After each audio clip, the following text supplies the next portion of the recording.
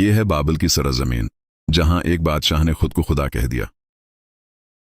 नमरूद इस वक्त का सबसे ताकतवर बादशाह, उसकी फौज, उसका तख्त, उसकी दौलत, सब कुछ लाजवाब था। लेकिन ताकत और गुरूर ने उसे अंधा कर दिया और फिर उसने कह दिया, मैं ही खुदा हूं।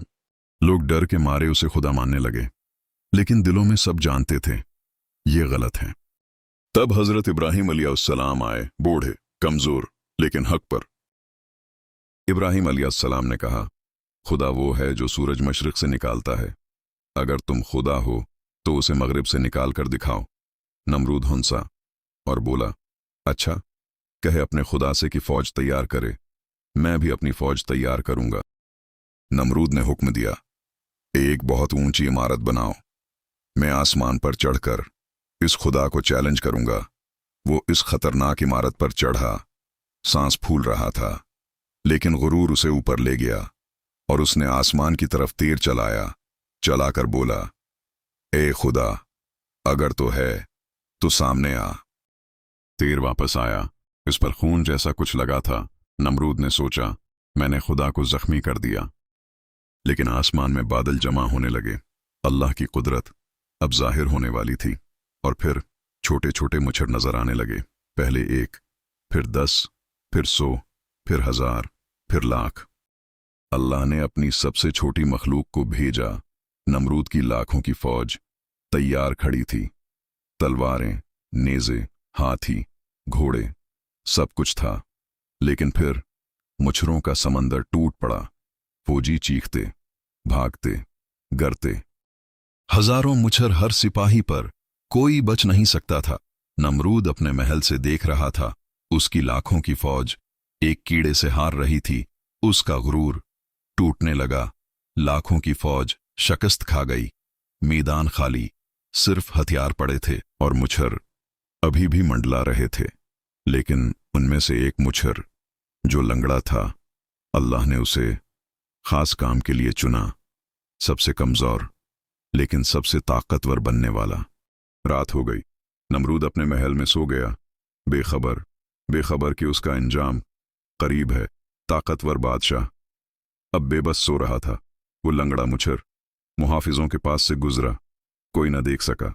सीधा नमरूद के कमरे में उसकी नाक पर बैठा और अंदर जाने लगा। नाक के रास्ते सीधा अंदर दिमाग तक। अचानक नमरूद चीख उठा, सिर पकड़कर उठा। दर्द, बहुत ज्यादा दर्द। खुद को खुदा कहने वाला अब एक कीड़े से तड़प रहा था। रात भर दर्द रहा। सुबह हुई, लेकिन दर्द कम नहीं हुआ।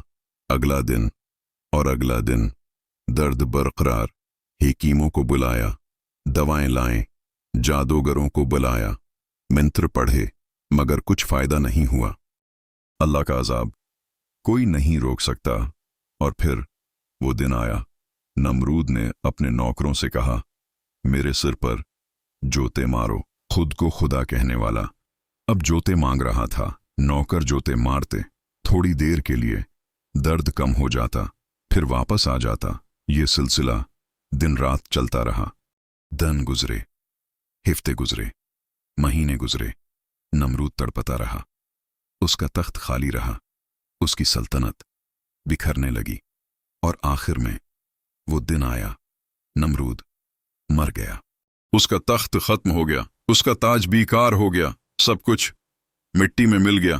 तख्त पर सिर्फ मिट्टी, ताज पर सिर्फ मकड़ी का जाला। जब इंसान खुद को खुदा समझने लगता है, अल्लाह याद दिलाता है तो सिर्फ मिट्टी है। साल गुजरे, महल रीत में दफन हो गया।